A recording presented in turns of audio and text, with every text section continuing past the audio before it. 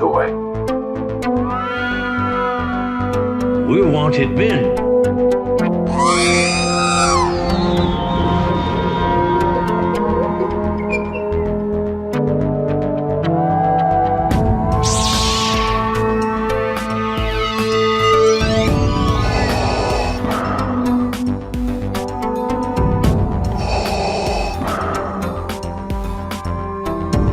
I have spoken.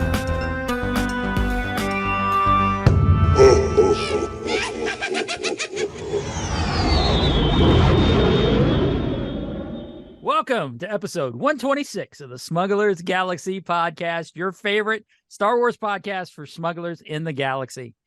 I'm Glenn. With me, as always, is Jason. Hey, Jason.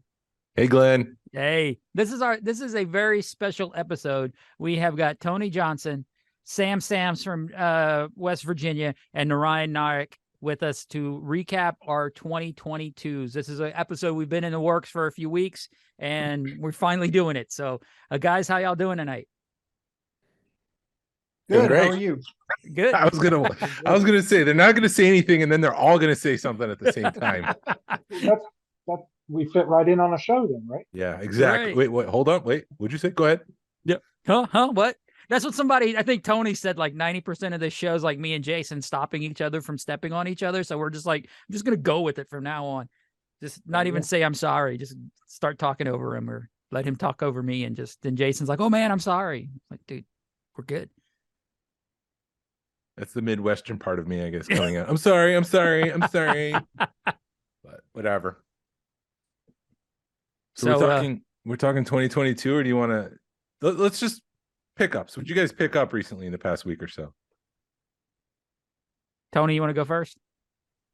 Yeah, I mean, nothing really Star Wars related. I got some Mythic Legion stuff and GI Joe stuff, modern wise. I haven't gotten. Well, I take that back. I got the Walmart Boba Fett's. I ended up getting 2, so I didn't have to pay shipping because that's really a smart way to collect. Well, good They for are you. Just to pay twice as much to save $5. they are the exact same Boba Fett as the Book of Boba Fett version, just a different paint job. Yeah, I like the Yes. paint job a lot more on this one. I did yeah. too. Yeah, that I- was my pickup this week, but I picked up the Target one because it was $10, and I got like halfway through the register and was like, "Damn, this don't look good." But for $10, I still got it because it's the re-armored version. Yeah. Oh, I also got the battle damage TIE fighter from the Micro Galaxy Squadron Nice. for $4 Nice. at my Sweet. Target. Is that your first one? I had already gotten the Amazon deal with the TIE fighter and the blind box, but for $4. Can't beat it. No, Can never have enough TIE fighters. no. That's correct. Sam? I actually stopped at a Walmart for the first time forever this morning because you guys have been talking. I haven't bought any of the Micro Galaxy Squadron stuff yet, but because you guys talk about it so much, it kind of makes me interested in it. And I stopped at a Walmart here this morning on the way to work just to see if any of it had been put on clearance yet, and it hadn't yet up here. So it's still there are a lot of Asajj Ventress ships and Razor Crests and stuff like that still waiting around. So still got I might pick 1 or 2 of them up if they go on clearance, and I'll definitely be hunting the Ahsoka Starship chase vehicle. I guess it's starting to come out a little bit, but not around here. So, It's kind of but odd. I did the only thing I picked up in the last week or so. I got the prototype Luke Skywalker from Target exclusive. Mhm. I actually picked that up for a friend. It's not a part of my collection, but I did. It came here, so I got to see it. And then I did get a week or so ago. I got the vintage collection. The Dark Trooper from Mandalorian, the deluxe Dark Trooper. I had ordered those off of it. I'd originally ordered them off of Pulse, but then they came. Amazon had a nice sale on them, so I canceled the Pulse order and got them from Amazon. They've already arrived, so it's a pretty cool figure. Yeah, I'm waiting on Target to ship me mine because I got mine for like $20 each from a Target sale, and I'm not paying $27 for those. Yeah, I was gonna say it's Oh. weird that Walmart's discounting the micro galaxy. They haven't discounted the micro galaxy stuff, and Target has. So it's just weird. I think Walmart's just too lazy, or they just They'll don't get care. around to it. They'll Yeah. get around to it. And Yeah, I I think think it's all. Oh. I was, Go, I go was No, just Tony. gonna you say- talk. You talk. I was just gonna say, I think it's all the same SKU thing Yeah, for Series that's what 1 I, and Series 2, and Walmart is. I mean, they seldom discount stuff. If it's gonna be the same SKU, they're gonna keep it on the pegs until hell freezes over. True. right. And I think Walmart is more per the store to the store manager versus Target being like all over the place. But I also think that's what's causing the delay in Series 2 coming out is the same SKU, and Target's not going to put out new product if it's discounted. Because I actually had somebody tell me, because I asked them to look at the number, and they said if the number it's showing up as a discounted item, they're going to show 0 in the back. So I think that's causing the delay and the shipment. The distribution issues. That's the word. Yeah, I haven't seen any Series 2 stuff at all in my area. And I'm right on the border of West Virginia, Ohio, so I see some stuff in Ohio stores and West Virginia. I haven't seen anything Series 2 at all. I saw them hitting today in California, so I think they're going to start flooding the market here. Good. Now, Ryan, you get anything? Not so much local pickups, just a few arrivals in the mail. I got the same Python Boba Fett that you guys mentioned before from Walmart, all busted up in its bubble mailer. It's pretty typical, unfortunately. I did get the custom retro robot metal Russian bootlegs from Gonzalo Diaz Paez. Those arrived from Spain. And I remember those have been kind of delayed for a few years, so I really been looking forward to it. So I got it. It was a Darth Vader and a C-3PO, and they're pretty cool figures. I just opened up just to make sure everything was intact, but I haven't really examined them closely. But really nice presentation, really nice quality, vintage style bootlegs. They kind of reminded me of model trims. Yeah, I think they're modeled in the same way, but they're made in Russia. And they're made by the same sculptor who produced, I guess, the Russian bootlegs are called Oratet. And it's the same sculptor that made that one. So, but yeah, I think some of the packaging does resemble model trim stuff. And Yeah. I think the artwork that he uses is from like one of these Russian bootleg Star Wars books. I think Trevor Wenzel from California has one of these books, and he showed it to me. And it's kind of neat that it uses that same artwork. But yeah, it has like a little insert that resembles a model trim. Has really nice kind of padding and everything in there. A nice collectible card, a COA. So it's pretty nice. Other than that, the only other thing I picked up was there's a card back that I got off one of the Facebook groups. It's an Ugnaught card back, which is kind of unusual. I would collect that one, but actually it's got a pretty cool Boba Fett sticker on the back of it. Oh, nice. Which is kind of like the free. It's a Dutch Clipper Boba Fett sticker, which I had seen before on some other cards, but had never been able to get one. And this one looked like it was in great shape on a nice card back. So I was glad to have that. It has some of the same kind of line artwork that you see in some of the Palatoy Boba Fett advertisements. So it's kind of neat to get that. Yeah, So- I was waiting for you to bring it back around the Boba Fett. It's like there's got to be a Boba Fett reason why. There's a reason why you got that Ugnaught card.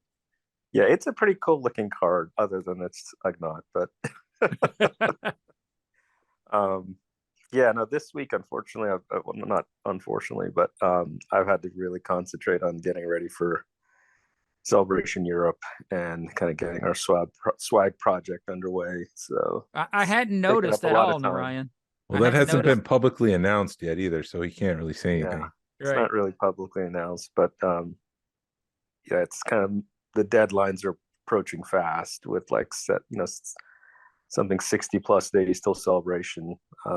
And yeah, so I needed to make sure got everything into production so that we'd get him back in time. So It's crazy that it's that soon. yeah, and I guess the first announcements came through today, which is kind Yeah. of crazy for Yeah. guests at least. So Yeah, and it's nothing too crazy for guests this year, or at least right now. It doesn't seem like it's a yeah, normal it's guest. like the usual regulars. So Yeah. Well, I And guess Princess Leia. yeah, the only real like, oh wow, would be the Juan Carlo. That would be the only one that would be an interest, like a good get for celebration. we're seeing him in Atlanta next month. Yeah. Juan Carlo. I'm waiting for like a couple of more people to drop for that con, but I haven't, it seems like a good con, but I have We're no talking interest about the Atlanta Comic Con, which is at the end of Yeah. February. Or now the ATL Comic Convention, isn't it? Yes. Oh, is that what they're calling it now? Soon to be Yeah. the Hotlanta Comic Con. We don't call it Atlanta Eventually they'll I anymore. know, that's call why it- I say that. Eventually, there was called ATL Com Con or something like that. Shorten everything. What about you, Yeah. Glenn? Did you pick anything up in the past 2 days since we recorded? The only other thing was that Boba Fett from Target that was $10. That Yeah. is the re-armored Dad Bod Fett, which, like you guys said, I like the damaged paint a lot better, but it's a $10 Boba Fett. What are you gonna do? It was hard. It was kind of kicking myself for leaving it on the peg a few weeks ago, and then when I found it again, it was worth picking up. So, and I'm kind of in the not trying to buy anything right now anyway, because I've been moving stuff around and it sucks. Yeah. I need to figure out spacing. You're going to New Orleans too. Yeah. Or actually right now I'm in New Orleans. Well, now it's That- relative. Right, exactly. I see Tony like trying to figure that out. I figured it out. Okay. Or actually I'm God. driving back from New Orleans right now. Okay. Yeah. Unless you're listening to this on Neat Wednesday, trick. you're already home. Right, exactly. Anyways, the only thing I did is I finished this life-size 3D printed fully articulated monkey lizard, who I'm calling Luscious P. Crumb. It's been an adventure making that. I'm making a second one right now for Rich, and we're going back and forth, and the hands seem to be a little bit too big for what you see in Return of the Jedi. So I remodeled the hands and shrunk those down. So I might reprint some of it and work it, but yeah, I have a fully full scale monkey lizard sitting on my couch right now. It's pretty funny. I saw a picture of that. It looks pretty cool. I started what? Has it scared you yet? Have you walked into your room and go, oh crap, what is that? No, it's pretty funny how you it's pretty intricate, I should say, how you have to get elastic to tie everything together. It's kind of put together and held together like a G.I. Joe in a way. Huh. Or But what- 12-inch Chewbacca. Sure. Is 12-inch Chewbacca rubber band held together elastic? Yeah. Okay. Yeah, the old Kenner ones there, they have like elastic. Holding Yeah, I it. haven't Walmart. gotten. No, you good. Wait, is this so this wasn't a 3D printed thing? Or Yeah, it it's was? 3D printed. Okay. And then I had to put elastic on it. And where was I going with all that? I don't remember. Oh, I started laughing when I finished it. I just started laughing for like 5 minutes straight because I just thought it was hilarious and fun. So Like Salacious Crumb. yeah. Yeah. Oh! Hey, Jason, if you had to estimate like a cost on that, what would like the material and stuff? Yeah, the I've always material. wondered. I see all these cool things 3D printed, and in my head, it's like, oh yeah, that must have cost $300 to make, but I'm sure it didn't. I mean, your 3D printer is going to be anywhere between $300 to $400. But assuming you already have that, the materials itself, the filament, I probably went to 3 spools, so that's about $60. And then paint, a spray paint can. I only went through one of those, some acrylic paint to do the eyes and do a brown wash, and then a sealing, something to seal it up with. So all Now, are in, you maybe Under sanding? $100 then. Yeah, there's thank you. There was filler primer. I forgot about that too, Tony. Thanks. That's about $7. And you sand that down to try to get rid of the print lines the best you can. And so all in, that's probably $80-$90. Nice. Same scale as the ones at Galaxy's Edge. No, this is bigger. That was bigger. Okay. Yeah, I'd say the one in Galaxy's Edge is maybe like a quarter of the size. Yeah, because that one sits on your shoulder. Yeah, this one would fall over if you sat on my shoulder. This movie size or bigger than movie size? They said it's full scale, life size, so it's supposed to be movie size 1:1. But like I was saying, comparing it to photos of Salacious Crumb, the hands itself are a little too big. So there's some modification I feel like I might need to do. But I know in what is Resistance, that show Resistance that they had, there was like monkey lizards and monkey apes. And I don't know if Lucasfilm has gone ahead and changed the canon. So, it might be that in the movie, but it's actually this now. And going forward, this is what we want monkey lizards to look like. So I just need to look at the Clone Wars and compare it to that and Resistance and all that to see if it's really just one person's interpretation, or is this how Lucasfilm is doing monkey lizards now? Well, you'll probably find out in a month and a half. I think you will. I probably could just watch the trailer. It's in a couple of the trailers. There's a bunch of monkey lizards in a tree, and then the last trailer there was one close up. Yeah, but there's like not a banana or anything for scale there. So it's kinda No, hard to no tell. space bananas. Yeah. But yeah, that's all I got. Fun project. I'm making Yeah, a but- second one. So yeah, we wanted to talk about 2022 with you gents and your experiences and what you picked up, favorites and things like that. So I guess let's start off with TV shows. Lucasfilm dropped 4 different shows, technically, I guess 3, maybe 3.5. Book of Boba Fett, Andor, Obi-Wan, and Tales of the Jedi. I guess we'll start with Tony. Tony, what were your favorites of that bunch? Was Book of Boba Fett 2022? Yeah. Wow. Right So at the long start of the ago. year. I mean, Andor was top of the pile, I think. I'm really worried about Mandalorian just because the quality of Andor was so high. I'm not really sure how I'm going to feel about Mandalorian coming up. I mean, it's very different storytelling, so Yeah. pretty much a different audience, I think. Well, not a different audience; it's all Star Wars audience, but yeah, I don't know. But I think Andor was, tip top. Tales of the Jedi was good, but I don't really remember a whole lot about it at this point. A few months on, You get your Ahsoka and you've got your Count Dooku episodes. yeah. It You was a still good. don't remember. It was a good filler, and Zootopia. They did the same thing with Zootopia, so I'm curious if they're going to do the same thing with other series or movies from now on. Yeah. Where they just kind of did some filler stuff. It'll be fun. I think part of the problem is I've gotten used to watching stuff week to week, and I kind of watched all those at once, and they tend not to stick when I do that. Yeah. Yeah, Book of Boba Fett, there's not a whole lot to say there. It hasn't been said. There was a good last 2.5 episodes. Yeah. When it was the Mandalorian. Yeah. Yeah, exactly. The Book of Mandalorian was great. Yeah. But and what was the 4th? Obi-Wan. How Oh dare my you, sir? gosh. How dare you Wow. insult Ewan McGregor like so? I can't even believe that. I have to blame Celebration. I think the hangover from Celebration was so much that It's all a blur. yeah. Yeah. Wow. Yeah, I totally forgot about everyone. How about you, Sam? I'm a true Star Wars nerd. I like all of it. I do prefer like some more than others. For me, I probably enjoyed Tales of the Jedi the best. I'm a Clone Wars person. I really love that stuff.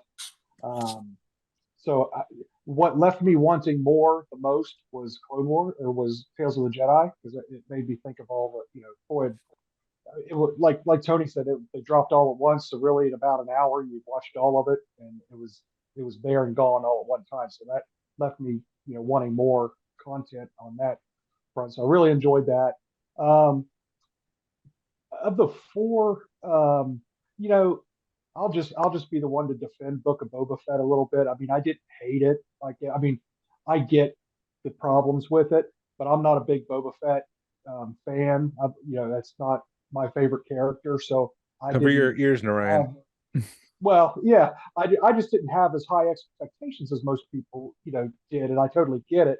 But I actually have found, so if we were rating these four shows as to which ones I've rewatched the most, how if you're just working around the house and you flip something on, probably Kenobi's what I've watched the least. But I have found the Book of Boba Fett is much more tolerable, with the exception of the Mighty Morphin Power Ranger kids. Take those, those I can't defend. But with the exception of that, I found Book of Boba Fett actually pretty enjoyable to watch a second time through.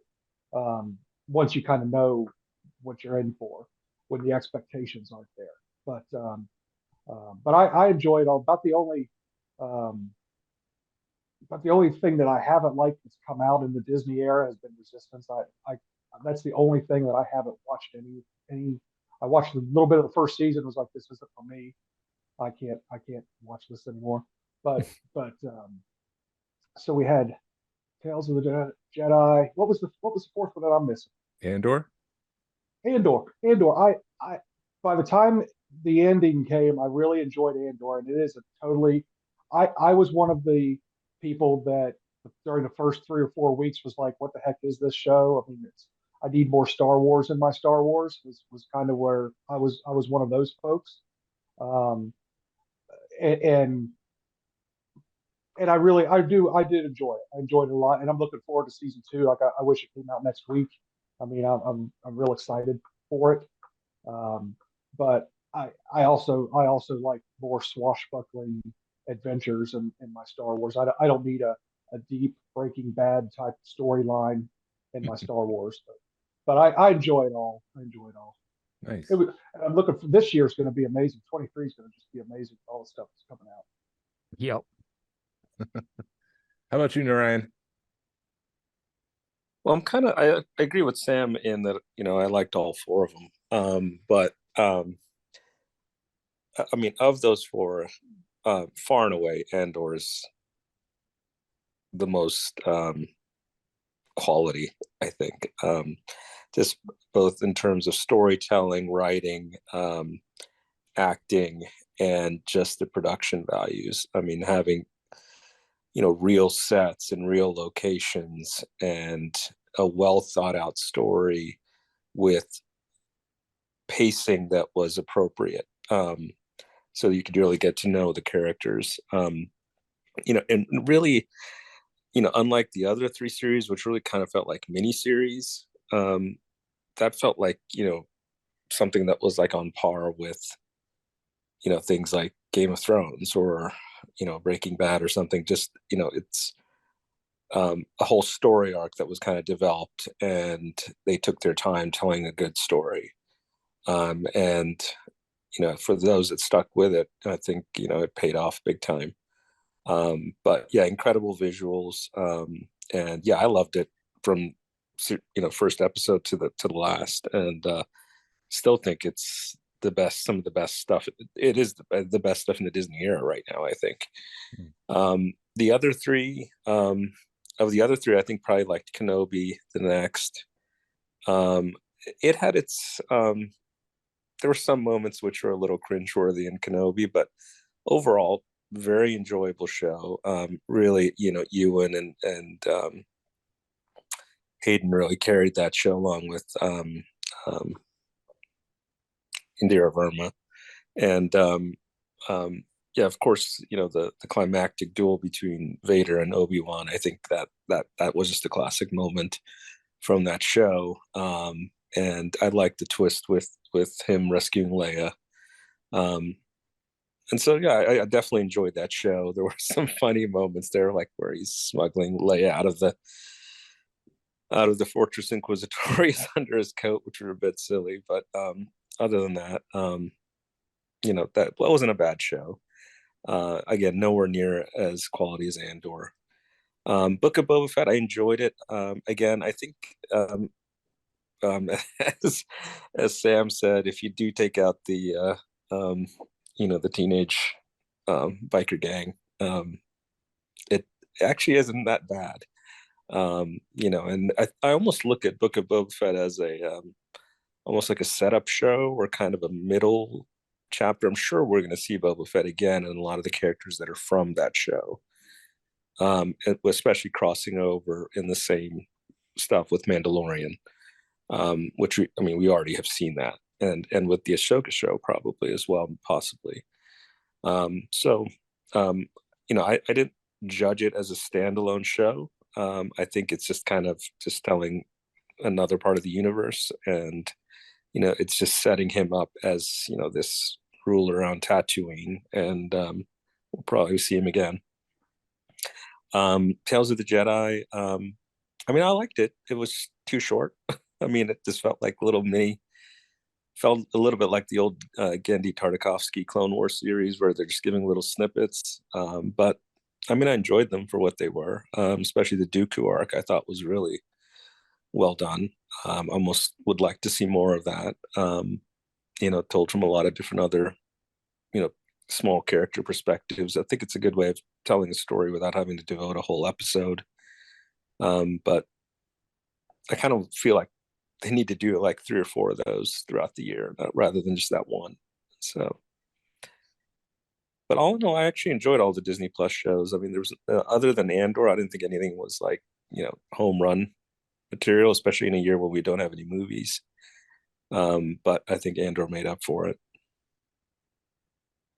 Yeah, and it's going to be a while before we get any movies. So yeah, I was going to say the same thing. I just want to say, in my defense, I didn't hate any of them. I didn't take it that way. I was okay with all the shows. They just didn't really make a huge impression. Right. I think Ryan kind of made a point that, they didn't feel like they didn't feel like cinematic. They were very much like miniseries or something, and a lot of filler. Yeah, I do have to agree with, like, I think Andor, the way Andor was shot on like a real stage, it's really gonna push. It's gonna have to push the envelope as far as like the volume, because I think now we're gonna start noticing the volume more, because we got so used to it and we're like, oh, this is so cool. And now that knowing what a real stage, live sound stage is like, going back to the volume is going to be weird. So, yeah, I agree. Yeah, we'll Yeah, see. I think We'll see. I think the biggest complaint about Kenobi that I've heard other people say that I agree with the most is that it just felt small, and I think a lot of that was because it was produced, a lot of it during COVID and things like that. I almost wish they would have waited until now to do Kenobi, when they had full, resources at their disposal. But I still enjoyed it. That last scene in Kenobi where where he goes back to Alderaan, and it ends up telling Leia a little bit about Padme and Anakin. I thought that was perfect. I love that. Pitch perfect. Yep. Do you have any questions, Glenn, or do you want me to continue? Go. You got the questions, man. I shared them with you so you can ask some of them. Oh, I gotta dig it up. Hold on. All right, let's talk events. Tony, this was your first celebration, right? If I remember Yes. right. Yes. How was it? It was fantastic. Yeah. I was some of the completely highlights? overwhelmed. Having the fan table, honestly, I'm not sure I could do another celebration Amen. without that. Amen. I may not get to, but that was huge. Just being kind of having the ability to come and go without worrying about the crowds. The crowds were huge. So many people that, I'll see a handful of people here and there, but it's like everyone was there. Yeah. The panels were okay. I mean, the lines were were crushing. Like I would love for them to figure out something different, so you don't have to wait. Like you don't have to be in line for like an hour or more just to get to a panel, because you can't really do a lot. The collector track, that was great. I surprisingly didn't buy a whole lot there. I was basically just taking it in. Well, flying helped with that. Yeah, flying means you don't really get to take a whole lot home, but You got into the Hasbro panel, right? For celebration? yeah, I did. Yeah. How was that? Was it hostile? No, I mean, it was, it was okay. I mean, there was obviously when they pulled out the lightsaber as the HasLab, I think there was visible confusion everywhere. Oh, really? But no, it was good. And it was strange that it was sold out, but there were like tons of open seats. Like, I don't really understand how that worked. Yeah. But yeah, and then I got into the SFX panel. Glenn invited me in on that, and that was okay. Dude, we all fell asleep during that panel, don't lie. Yeah, it was it was cool to see Phil Tippett just being a crazy old man out on stage, but I do love that guy. If I could just interrupt you quickly, Tony. Go ahead. That show was actually one of the really good shows that as kind of the ILM retrospective show on Disney Plus. Yeah, we sounds like it was much better than the panel that you just mentioned. But I really enjoyed it. The show compared to the panel, the show was 1,000 times better than the panel. You forget about that show because it's not labeled Star Wars; it's Lucasfilm. But that was a really good retrospective, like you were saying in the Lucasfilm.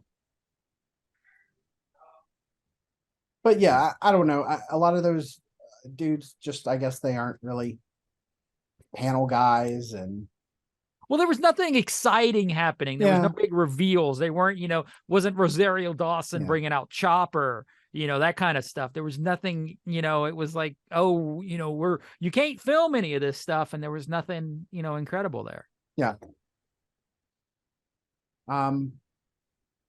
Yeah, no, everything was just great. It was just overwhelming. Our trip to Death Valley to see the filming sites, the weekend before, that was awesome. Going to Disneyland and going to Galaxy's Edge for the first time. I've never been to Galaxy's Edge in Florida or California, so it was just an all around great time. Yeah, and I'm jealous of the way you guys did that trip, because y'all did it right. You took a couple of days beforehand and saw the sights and then went do Celebration. Yeah. So whereas I'm looking at Disney World Land going, I want to go in. And we didn't go. So while we have right across the street. While we have both of you, let's talk about visiting those filming sites. How was it to stand in that area? Is it an out of body experience to think, wait, I've seen this a billion times before, but I'm there. Like, how did that feel to be in the space that they filmed the movie? You want to go first, Tony? Yeah, go ahead. Oh, I thought you were going to go first, but nope. I think David Kevin White stated it best. Is when you're in these locations, you can literally hear the soundtrack in your head. Wow. And I was amazed after the first few locations how little they changed and how recognizable they still were. And we had reference books and everything to kind of line up shots and photos, but for the most part, everything looked like it was in that movie. You just had to imagine, like the matte painting, or the model that would be in the distance or whatever. But no, it was just like pure nostalgia, and it took you back to the movie and just took you back to being a kid, seeing that stuff. And again, you really could just kind of hear the soundtracks when you're, especially like, when you're in some of the Jawa scenes. You just know the exact Jawa music that's playing right as things are happening. But that was a ton of fun. It was something I don't even know who came up with it. Was it me that came up with the idea originally, or who somebody did? But we mentioned it on one of the late night chats. Yeah, I'm And- gonna say it was you. and kind of 'Cause- half seriously, and I didn't really know if we were actually going to be able to make it happen. But I'm glad, at least a small group of us decided, okay, we're going to do this, and and we just went, and it's actually was. I think that was the best part. It was the shared experience of it all. I think if one or two of us just went individually, wouldn't have the same experience, but the fact that like 3 or 4 of us came from different sites to meet in that place, and then kind of find all these locations, and we each kind of did some independent research, and it was like a bucket list thing. So I'm hoping we'll all do something like that again. So Yeah, I remember the first stop we made, it looked like a place, and we got out and we walked up a hill, and it's like, well, this isn't even it. And it's like, it was nothing. I was starting to worry it was that, just a vista. yeah, I was just starting to worry that we weren't going to find anything. And then we take off and go, what, a mile, half a mile, and we pull into a parking lot, and you walk out of the car, and it's like, that's exactly where R2D2 was going through that little valley area. Awesome. And then you turn around, and there's where the sandcrawler was, like literally right there within 100 feet. The other side of the parking lot. Yeah, other side of the parking lot. Well, didn't somebody bring toys or something, and y'all try to replicate the pictures? Yeah. Yeah, I think Cedar had some figures. Matt David Short had had some like figures. his childhood R2 that he had. Wow. I forgot. I was supposed to bring a sand crawler. I totally forgot as I was leaving the hotel room. Oh yeah, going to yeah. drive. Or I think did you loan something to me? I can't remember. I was going to give you an Action Fleet Sandcrawler, but you. Oh, okay. Yeah, I it don't was think like you one of needed these that. little titanium sand crawlers, and I totally forgot it in the room just as we drove off. And I'm like, oh, I think I forgot to pack it. But no, we had enough to shoot with, so it was fine. And again, it's really the shared experience. And Yeah. I didn't realize how beautiful the place Death Valley is, regardless of the Star Wars locations. It's just you have this impression of what this place is going to be like, and for me, it was like solid desert, cracked mud is what I thought, but it's so much more beautiful than that. There's so many different looks to Death Valley, and it's just a gorgeous place to be in and just experience.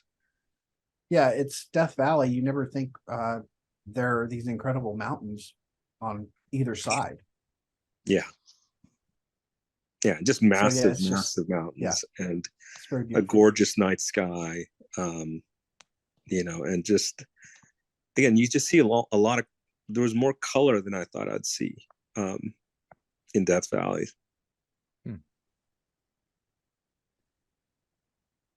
Ready for the next one? Are we done? Okay, I just want to make sure. Were we 'cause still talking about Celebration? I wasn't sure if we were still. Sam, you've never been to. I don't know what we're talking about yet. No, We're trying to, We're Sam, talking you've about never- Death Valley. yeah, we're talking about Death Valley, but Sam, you've never been to a Celebration, have you? I've not been to a celebration. If it ever goes back to Orlando, I probably would try to go. But my family doesn't like to fly, and that's something that I'd want to take everybody, my wife and my son with me for them to experience it too. And it's kind of like I feel like I'd be more stressed than I would enjoy it. I feel like I'd be like kind of like the first time you go to Disney World and you think you have to hit every ride and and have to have this. I think knowing my own personality, I feel like I would be more wound up and not really get to enjoy it. And I kind of enjoy watching the YouTube videos and hearing the podcasts, and as far as announcements and things like that.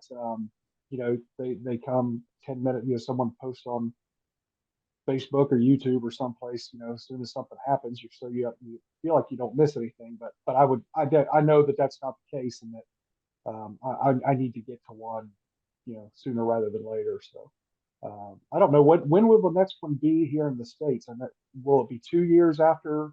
So will it be 25 or will there be one in 24? You think? I think we'll find out in 63 days. Yep. If it's 60 days of celebration, at the close, they usually announce, we'll see you next year in Orlando, or whatever the case may be. I have a The feeling. rumor is that it's next year. Do you have a place? O-Town. It sounds like Orlando is the main likely location, but there's nothing that I've heard absolutely confirmed for that. So. You heard it here. It's in Orlando next year, folks. I'm just joking. It would be awesome if it'd be in Orlando, because it's driving distance for us. And then I know our wives, Jason, have talked about, going and at least seeing what our celebration's all about, but maybe not doing the whole experience, and they can go to the beach and chill out at the pool, and we'll go have our Star Wars fun. I want to stay at the host hotel. I feel like we messed out. I think there's pluses and minuses of that. I think there's more pluses than minuses, but yeah, I could feel you. Yeah, that's one of my regrets. Is I wish I had the hookup to get into one of the main hotels. I think for me, one of the main attractions for celebration would be all the guests and autograph opportunities and meet and greets and that kind of thing.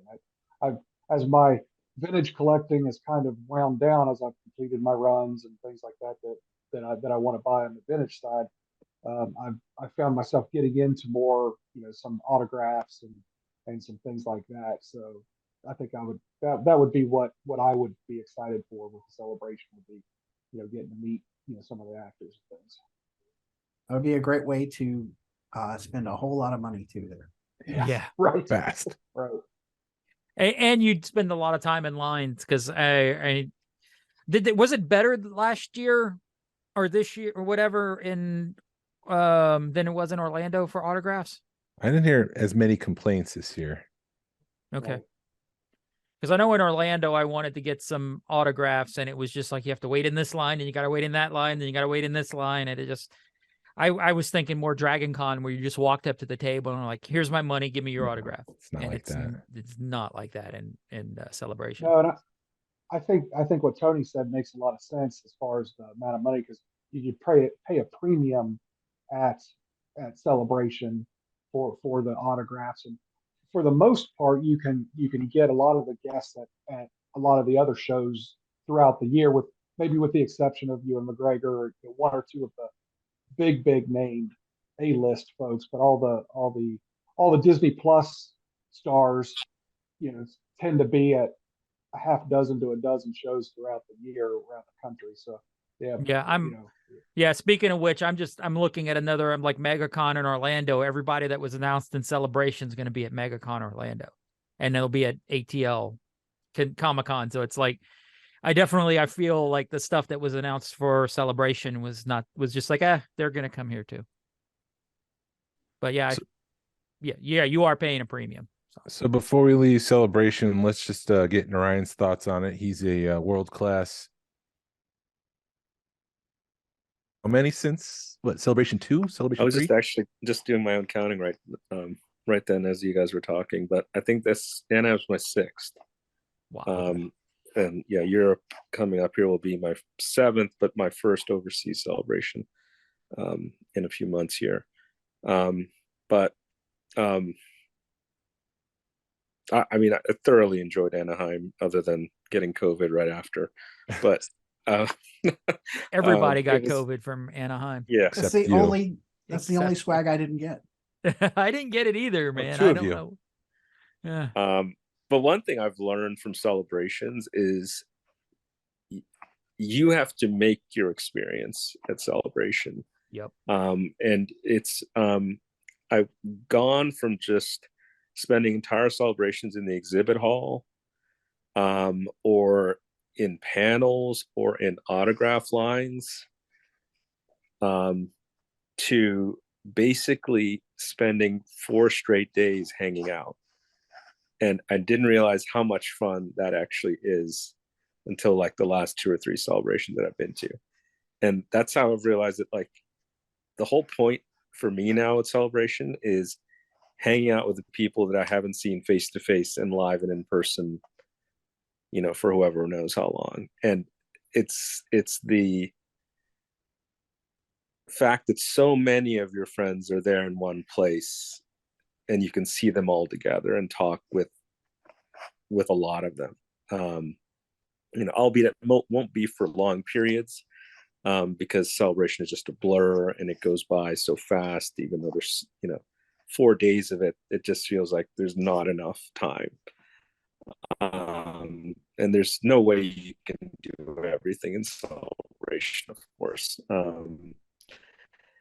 And but then I realized it's not about what I do anymore. It's just enjoying those small moments now. So and once I started doing that, I felt like I didn't really worry about all the, I'm missing out on this or I'm missing out on that. All the announcements, all the panels, eventually tend to get televised or recorded. So that doesn't bother me so much. Now, if there was one specific actor I wanted to meet, I'd probably make that a priority. Half my Celebration and autograph lines, because you get so little time with the actors anyway. Yeah, we're losing you, Ryan, a little bit. You're just Celebration. Not loud enough, or we kind of you were breaking up a little. Yeah, you were breaking up a little bit. What were you saying about you were basically saying if there was a celebrity you wanted an autograph from, you'd make that a priority? Yeah, I mean, if it's somebody that I could only see at Celebration, say like Mark Hamill, I would make that a priority. But otherwise, I felt like it's not worth my time to be in autograph lines and things. It's just not my priority to be in lines, period, anymore. Yeah, especially if I can get a pass, with the table, an exhibitor pass, which allows me to bypass lines and get in a little early and get things done. That is a tremendous part of the experience. Yeah. And you don't feel like it's exhausting to be in lines. And really makes a different feeling for Celebration overall when you don't have to do that. And then of course the after hours events, which are amazing at Celebration. The best stuff at Celebration happens not at Celebration. I think it's really the stuff that happens after hours or in between. Yeah, that's some of my favorite memories, is the things that happen after hours. Yeah, that media pass or the exhibitor badge was a godsend. It was definitely definitely you're spoiled, Tony, because you never probably.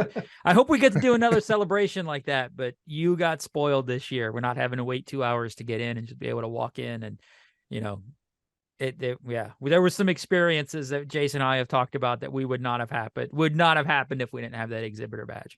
Yep. Hello there. Yes. Yep. I love I'm very you, Dave. thankful for it. What, Tony? I said I'm very thankful for it. I don't know how I would handle a celebration or a big event like that without that. Right. A celebration with the peons up the way. I know. I'd have to get the VIP, I guess. Yeah, if you can even get that, because there's only those go in seconds. Yep. So Sam. Sam, Sam, your turn. So you came down to our summer social. How was that? Oh, it was great. Narayan was extremely gracious and a wonderful host. I'd met Narayan 2 or 3 different times at some shows, like in Cincinnati and I think I can't remember if you'd been to Columbus once or not, Narayan, but so I'd met him before, and I think Glenn, I'd met you at a show in Cincinnati. I hadn't met Jason before or Tony, so it was great, meeting you guys in person and getting to know you a little bit better and our families meeting. I know Jason's wife and my wife have a lot in common, both school teachers and things like that. So and it was also nice for my wife to see collections that were way more crazy than mine, so took a little bit of the heat off. So that was nice. It's But always, no, it was I a hate good, to interrupt you right there, Sam, but yeah, it's always fun when somebody brings their wife to a meetup for the first time and they just are like, "You're not crazy." right, Or they are looking at the collection right, and just like, right. "Oh, they are And so they much see more it, crazier than you." yeah, they see it's all pretty much harmless, no matter how crazy it seems. They realize, okay, these are fairly normal people for the most part. So, but yeah, so it was great. It worked out nice. The timing was great because we were already on a family vacation a couple hours away, so we just changed our plans just a little bit and drove a little bit further south, and I'm glad we did. It was a good time, and we took home a trophy, so that was great. We Yeah. came in second place in the cornhole tournament, so we walked away winners, so that always helps too. So Oh yeah. Nice. How So how are are So you glad gonna? things? you came. Yeah, so I'm glad you came, and your wife and your son. appreciate it. How are things going in 2022 at the West Virginia Club? It was a good year. We're still in the early stages and growing. I would characterize our group right now as mainly a Facebook group. We've only gotten together twice in person. West Virginia is a unique state in that it's a smaller state. There's only just a little over 1 million people in the whole state, and it's from one end to the other can be a 3.5 4 hour trip. They're not the easiest trips to go. For a two. If you have an event 2 hours away, it's usually for most folks, if you're not living in the area, it's not an easy 2 hour trip or anything like that. So it's been hard to get together in person. But in 2022, we do have a show every year in Martinsville, West Virginia. It's in June. It's usually the same weekend as Father's Day weekend, usually the Saturday before Father's Day. And it's a Star Wars only toy and collectible show, and all the money goes to charity, to the Children's Miracle Network, and then we set up some club booths at some other shows and raised money. So I think this year we raised over $2,500 for the Children's Miracle Network here for West Virginia Children's Hospital. So that was good. I was proud to be able to be a part of that. And we've got a pretty active group of Facebook folks, but it's been a little bit of a struggle to get in person things, like I said. But we're going to keep trying here in 2023 to do that. But I think our Facebook group has over 150 members now. So of course, not all of them are West Virginia folks, but we welcome anybody that wants to be a part of that our Facebook community. But yeah, it's growing, and we'll see. We'll continue to set up at shows and make our presence felt, and just have fun collecting together. That's what I echo what Narayan said. It's as you mature through the collecting, the toy collecting journey, it becomes more about hanging out with friends than it does this pickup or that pickup, because the nice pickups are fewer in between. So the social aspect becomes way more important. And at the end of the day, not to sound too corny, but it's more valuable than the toys.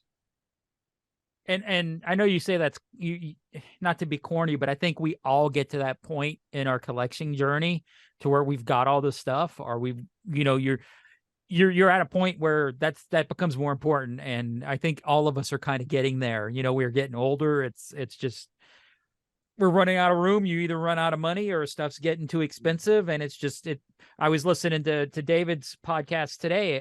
He's doing his 2022 retrospective, and he was just like, yeah, sometimes you just gotta stop and take a breather and don't go chasing that next high. Just enjoy the experiences. Agree. So are you planning on coming back down for 23 this year?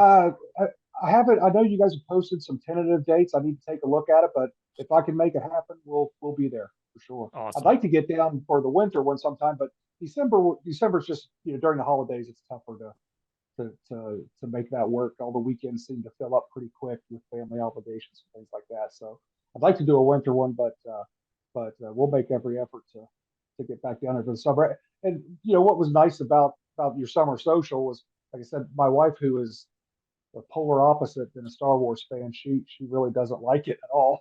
But she had a great time. I mean, she did. She enjoyed herself and had a great time. So so I think I could convince her to go again. Very cool. Yeah, while we have your ear, we did that. We were trying to expand, figure out ways to make it like a weekend full thing, and we tried to expand it with like going to visit on that Sunday a couple different collections. How was that? Was that worth your time, Yeah, or would you? Yeah, I enjoyed that a lot for sure. Yeah, yeah, I liked that. You know, in fact, because there's so much activity going on Saturday at Narayan's house. There's different events going on and things you can do, and it's a lot more crowded. Because not as many people did the collection tour on Sunday morning. So I enjoyed those two. We did 2 out of the 3 visits just because it worked out best for our way home. But uh, it was more intimate. So yeah, I enjoyed that a lot. Okay. Well, this year I think we're going to I expand to I Athens. continue doing that. Sorry, That's okay. I was just going to say this year we're going to expand to Athens. Check out Tony's Awesome. place, huh? Well, you're looking at it. You're looking at it. Tony you could go to Tony's house, but that doesn't mean he has to answer the door. Yeah. You might not make it out. Sometime when you guys come up for a Columbus toy show, I'm only 2 hours outside of Columbus, which sounds like a long time, but it really isn't. And I know Glenn's done a trip, but in Ohio, they put out this map of 50 or 60 toy shops that's over the whole state of Ohio. That you could probably spend a solid week driving all the way through Ohio. And I say that I'm in West Virginia, but I'm right on the border. So, but yeah, if you're ever up this way for one of those shows, I'd love to show you my little beaker collection one of these days. Return the favor to you. Love it. Since you brought up toy shows, how does like Columbus compare to Cincinnati? The toy shows.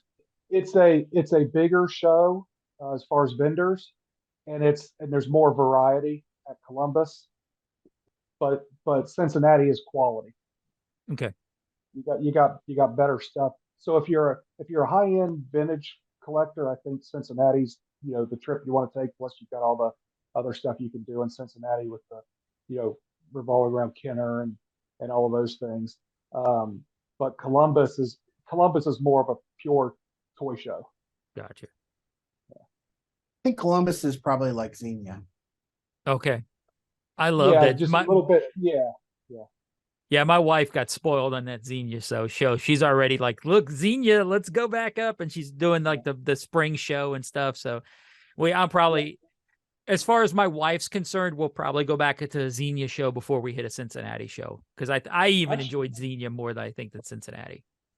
Yeah. In March this year for the spring, the Columbus show is on Sunday, and then the Xenia show's the following Saturday. So instead of them being back to back, they're in the same week, but they're opposite ends. Okay. You can do Columbus and Xenia, in a week's time. But yeah, it's good. And the shows have become more about hanging out with friends and stuff than anything else too. Oh yeah. But I always spend more than what I'm planning to. So yeah, that's what happens. Yeah, even though this year was kind of, there wasn't as many people there as there were last year. My wife kind of, she was able to dip her toe into it and see what it was all about and like really experience it without being like thrown into it with a bunch of different people. And I think with, she's kind of experienced stuff through webs, through everything, through the Facebook group. So she's trying to get more involved. I know we've mentioned going up to New York one time, even when they do their annual, whenever that happens again. So it's fun to watch her get the bug, I'm pretty spoiled, living where I live in that. And I didn't realize it when I first got back into collecting Star Wars I think it was around 2012 or so. I was in Cincinnati for a continuing education class that I had to take for my insurance license. And I just had some time to kill in the evening and Googled toy shops and just kind of stumbled into one. And I bought a couple of first 12 loose complete figures. And it wasn't until a few months later that I realized that I lived so close to kind of the vintage collecting mecca. and all the toy shows that are in the area. I remember being on Facebook groups and people talking about how hard it was to find stuff. I'm like, it's real hard. It's easy to find things, but I didn't realize how lucky I was. I'm within 3 hours driving of 100 toy shops, and just about every weekend. I'd say twice a month I could drive to a decent toy show if I wanted to. Yeah. Yeah, we've talked about Cincinnati. Just anybody that's listening, if you ever can make a trip to Cincinnati, it's worth it. I mean, not only is it the Kenner history, but there is a ton of toy shops. I mean, we spend, I think, 3 or 4 days up there, and we don't even hit them all. And it's you're going all day to hit toy shops. Plus, there's a lot of good breweries up there if you're into beer. There is. So, did you guys have any goals or things that you intended to do in 2022? Did you accomplish those? Trying to keep it generic so you guys, I'm throwing a wide net to cast the biggest fish, I guess. I would. Oh, go ahead, Tony. Oh, I was going to say I had goals and I really didn't accomplish them. So much to the point that I don't really have goals this year. I mean, I have things that I'd like to complete, but I didn't write down like I need to add this or I need to do this. Maybe not goals, but intents. Did you have any intentions? So no. I intended to. I had bought a CAS membership at the end of 2021, and so my goal, and I wanted to get a loose complete vintage run. Basically, I wanted to grade my loose Kenner vintage run, which was expensive, which is why I spent the money on the membership. And so it was great. I started that run, but I didn't. I still need 20 figures graded that I didn't get graded. Now my membership's up, and I don't even think they're doing those anymore. So I don't know. So but I decided that I don't need to be in a hurry. This time last year, I thought I needed to get them all done this year, and but I've slowed way down on that, and I'm kind of enjoying. And I want to, as much as possible, find a loose complete figure in gradable condition and grade it myself, rather than just going on one of the Facebook groups and buying a AFA or CAS 85, Walrus Man or whatever. So trying to kind of do it myself. One, because it's cheaper, and two, it's kind of fun. Very nice. Ryan? Goals for 2022? Yeah. I mean, pretty much my goals were experiences, and those happened in spades.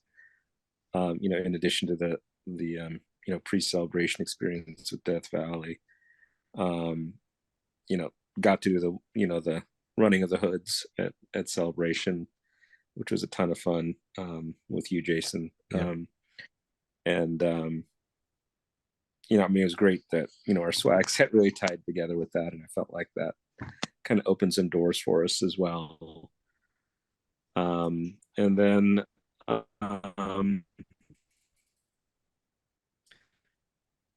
also getting to do a celebration panel at the collecting track for to do that as well. But yeah, pickup wise, it felt like last year, I don't know if I put a lot of effort in, but things kind of came to me by people just messaging me and wondering if I wanted certain things, and I was able to pick up some pieces I never would have thought I would ever get. So I've kind of slowed down, kind of actively trying to find stuff. Of course, I mean, there's plenty of stuff that I pick up here and there, but it's not a lot of it is people just messaging me nowadays. So and so it's funny, it's the beginning of this year, I don't know if I've really purchased anything big, whereas last year it started off with a bang with there was a Spanish Boba Fett card back that, and there's one or two of those ever in existence right now, and I never thought I'd be one to own them. But there's an interesting my number one pickup, and it happened within the first week of 2022. So but yeah, I mean, like this year is pretty similar. Similar goals, just great experiences. This year is the 5th anniversary of the Most Atlanta Cantina. So I know we haven't set a date yet for the social, partly because I don't have my summer vacation figured out yet. So as soon as that gets figured out, because it's going to be almost always in July, but I don't want to do it on a week that I'm already on vacation. Right. So we'll have to figure out the exact date for that. But I'm looking forward to Celebration. Looking forward to Toylanta. I'm going to be hosting a pre-party at Toylanta in a couple months here. Shortly after that will be Celebration, and shortly after that will be the summer social again. And so it would be it's going to be a whirlwind, and a few other meetups later in the year. I'm really looking forward to as well. But no, I couldn't have asked for a better year than 2022. It was kind of like a breakout year after like a couple years of COVID. We had some great memories from 2021 as well, but I thought 2022 topped everything in the last few years and really made up for it. But yeah, I didn't talk about the annual, which but even though I was only there for like a day, that was so much fun as well. At the second New York annual in August. I wish I could have stayed the whole weekend because I remember how fun the first one was. But as it was, incredibly enjoyable to see your friends again at anything like that. So I really treasure those opportunities when you can do those things. Yeah, I agree. The annual was fantastic. Yeah, I didn't complete many goals, but 2022 is still a spectacular year. I mean, yeah, Celebration, the annual, summer social, winter social, Toylanta, Cincinnati. Yeah, it was just it was awesome. Very cool. Sam, you were talking about the auction. Yeah, I was. Ryan mentioned he hadn't picked anything up yet this year. I said there's a pretty big auction that's coming up here in a couple of weeks. Maybe you'd have a crack at something there. Oh, Morphe's? Yeah. Believe it or not, I don't think I'm going to even bid on Morphe's auction. You gotta get the Yoda partly box, because the I Yoda don't case, feel don't you? like there's anything I really need from there. I'm not really going after 12 backs, and I have a 21 back fat, thankfully. I don't know. I just don't, with Celebration coming up, I don't really feel pressing need to be spending big bucks on things that I don't really need at the moment. So yeah, I've become and more niche, been more and more niche in my collecting habits lately, and collecting things like vintage Boba Fett towels. So, I'm going to drive up to the auction. It's about 5.5 hours. No, wow. if you're in close proximity, I think it'd be a great experience to just see some of those things in person. I just want to go see it all. Maybe I end up with something if there's a bargain that falls through the cracks or something, but I just really want to go see the collection and then just watch the auction happen and just kind of see it. So it's kind of turning into a little bit of a mini meetup. But there's a handful of people that's probably going to make the trip. Yeah, and if I was close by, that would be the reason I would go, is to hang out some more with some people. Well, but I'm almost a little bit of auctioned out lately. There's just so many auctions. Yeah, I feel like every other month there's like something in my email box of like, oh, this auction's coming up, and it's almost like I can't even keep up with them. And like, I think I've even stopped looking at like Vectis and even Hakes. It's just become so overpriced. Every time there's something that I even bid on, I'll get outbid on something, and it's like 2 to 3 times what it was going for on like Facebook. I'm just like, oh, it's like, is this even worth like, dealing with these auctions with their buyer's premium and everything? So that being said, I think I won the first thing on Hakes, so that did like 4 years last year. So which surprised me. But Well, Sam, if you get into the auction room, a piece of advice: don't touch your nose, don't sneeze, don't scratch anything. Right. Right. Don't raise your hand and say, I want that one. Yeah. Right. Yeah. We'll have you on I after kind to of, talk about it. I kind of want to bid on one of the DT Lukes just to say I bid on it, but I'm afraid I'd end up stuck with it. So Are they doing any pre-screening or anything for that? Do you yeah, know? well, you can actually go online right now and everything's they're doing kind of like a Hakes. It's a pre-auction now Mhm. where you can actually bid on the stuff right now. Yeah. And then like I think 15 minutes before the auction starts on the 1st, the online bidding stops, and then it's the live bidding Gotcha. from there. Can So you that'll be see kind the of the starting pieces? point. Will you be Yes, able to preview I'm the pieces? yeah, I'm going up the day before, and as long as I think they close at 4 o'clock, and as long as you get there before 4 o'clock, you can walk in and view everything. Oh, that's good. So yeah, so I've told people, hey, if there's anything that you're interested in and you want to get a set of eyeballs on it, because you can only see so much on the internet photos, So if there is something you're interested in, Ryan, let me know and I'll try to look at it and tell you if I see Yeah, anything. I mean, because that's not there in is the a little bit photos. of inherent risk, and I know why Hakes kind of has all these graded items, but an ungraded item, if you don't have good photos of it, it can be really, hit or miss as to exactly what you're dealing with. So Yeah, if they'd have been a little more patient as far as waiting a little while to get the stuff, they would have made a lot more money if they'd have graded all those things. They would have spent a lot more, but yeah, you're Well, right. Yeah, well, grading these days, you got to have a lot of patience. that's a whole nother episode, right, guys? Well, Yes. yeah. Exactly.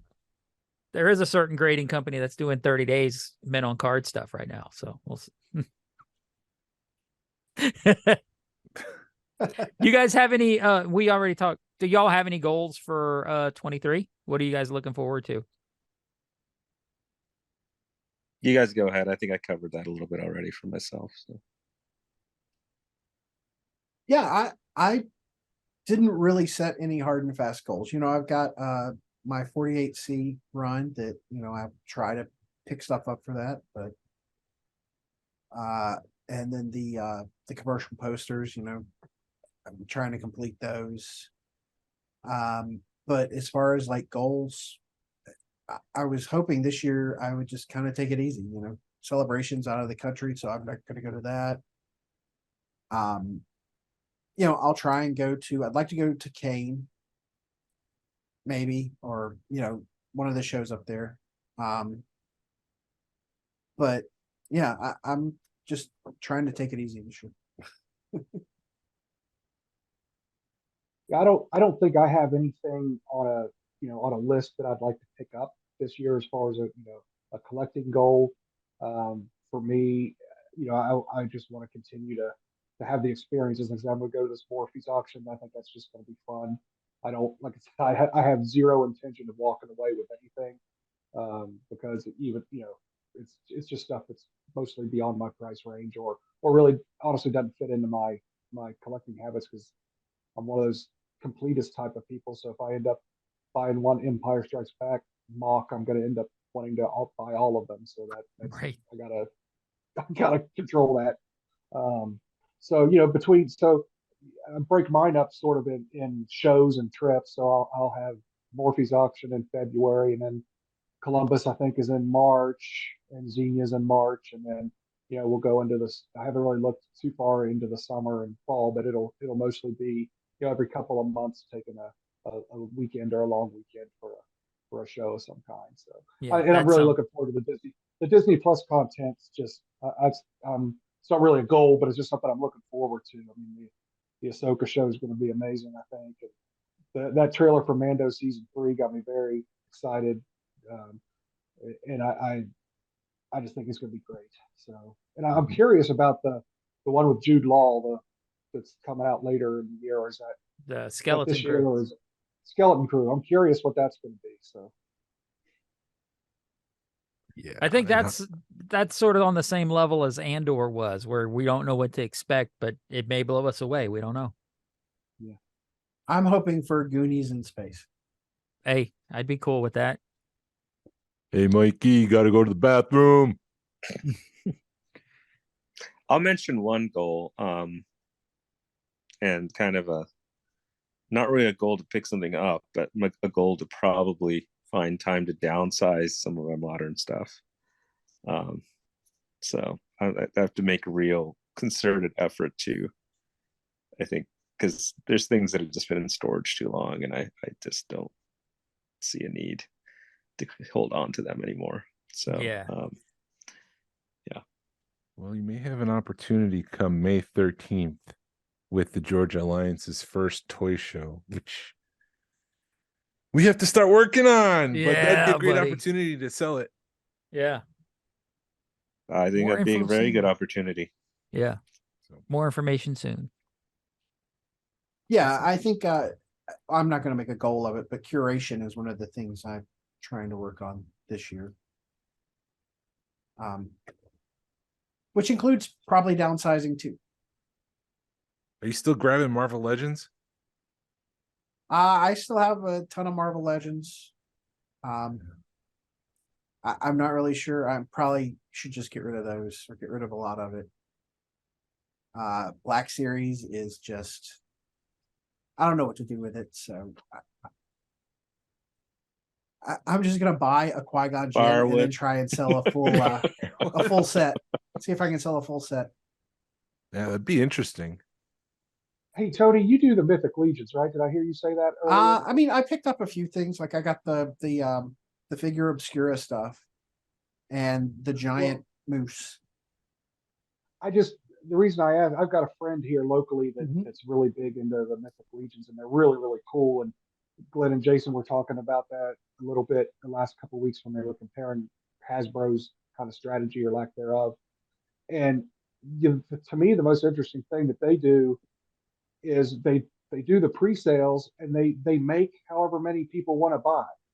So it'll be on instead of being a pre-sale for 30 minutes, and hey, we have 5,000 available for pre-sale, and once they're gone, they're gone. The way the Mythic Legion guys do it is, here it's on pre-sale for a month, and if we sell 50,000, we'll make 50,000. If we sell 4,000, we'll make 4,000, and that's it. And then the people that don't make it, that's why the aftermarket's twice as much on those. But you really don't have anyone to blame but yourself, because you got plenty of time. If you want to order it ahead of time, you can. So Sure. I think mean, they've got such a great model. yeah, I mean, the only drawback, in like HasLab, is that at the end of the pre-sale, you pay for it, and then you wait a year. Right. Yeah. So that was I didn't pre-order any of the new stuff because it's just not. I don't want to do that. I'm trying not to do that anymore. I did that for the last 2.5 years with Hasbro. I didn't think about buried in pre-orders ahead of time.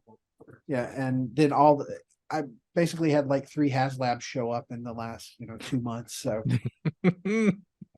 How's that Proton Pack treating you? it's a fantastic side table right now. It's, so yeah, I just didn't want to do that. And Big Bad Toy Store, they buy tons of those and they don't charge you up front. So I'm happy to pay a $15 premium to get the figure I want and not have to, and have that money for the next year and a half. And you're talking Mythic Legions. Mythic Legions, yeah. Yeah, I mean, but I'm kind of burned on HasLab too. Right. What do you think? Have you opened them up yet? What do you think of the quality of the Proton Pack? I haven't. No, Mythic Legions. I don't care about the Proton Pack. Yeah, no, they're really cool. The Santa Claus was weird because he was like they just reused another figure for him, and he's all outfit on top of like a spindly little figure, which is weird. But the moose is crazy, and the Headless Horseman is awesome. Awesome. But yeah, they are expensive. Well, we have a theory. Well, never mind. I keep forgetting we're recording this before we release our next episode. So it's they've already watched it on YouTube, so they know. Yes, exactly. So yeah, you've seen what our theory on it. Well, so. I didn't watch it yet. Okay. Okay. You just Yeah, saw that it Glenn, was on just- YouTube. Yeah. Glenn, let me I ask agree you- with you. Go ahead, Sam. I was just say I agree with what you were saying last week. As far as if Hasbro just says heck with it and puts out a $50 or $55 figure, and you actually get $55 worth of stuff, I think they'd be better off doing that than $30 and $35 figures with one accessory. Awesome. How do you feel about that, Tony? You think what's your thoughts? On a more, I mean, if it's more expensive and it's more premium, then yeah. I mean, You see, I'd be okay with that. Like, I'm okay with buying, Mafex. Here's my, my Mafex Boba Fett. Oh wow. And he's really nice. I mean, the Hasbro is getting there, but he doesn't, they just don't feel as good as these Japanese import figures. But Yeah, the Japanese figures are incredible. Yeah. And you're also paying $50-$60 for them. yeah, well, plus shipping. I mean, it's close. It's pushing 100 for most of them. Wow. Like when you order direct from Japan, and most places here mark them up. So Yeah, because I know when they did the Bandai did the samurai figures, and I fought. This was in 17, and I fought for a year to buy about that Boba Fett, spending $100 on it. And then when I did it, I was like, "Holy crap, this figure's incredible!" Yep. Yeah, I've got the new Book of Boba Fett coming from Bandai this week. That it just went on sale in Japan. So Nice. and I'm maybe saving $10 from the US, but still at $10. Right. And it's on a jet right now. So it'll be here. It'll be here soon. It's better than a boat. Yep. But yeah, I mean, I'm It almost. probably doesn't come in a bubble mailer. No, it I probably hope not. doesn't. I've seen some of that stuff coming from Japan, and it's pretty bad. It's just wrapped in whatever they find. Yeah, and I have no issue ripping into $100 figure versus letting those Hasbro $30 figures sit in a Yeah. box. It's weird. I don't understand it. That's probably related to the excitement to the figure. You're more excited about the one than the other. You're like, yeah, it's another Yeah. repaint. I'll let it sit there. No, I'd have to say that too, because that $10 Boba Fett I have still sitting in the box. I have nowhere to put it right now, so there's a reason why it's still sitting in the box, but I have no desire to tear into it right now. I'm like, I can see what it's gonna do. It's gonna stand there. Unlike those with all the articulation, you want to get it and see what it all can do. You know what a Black Series is gonna do.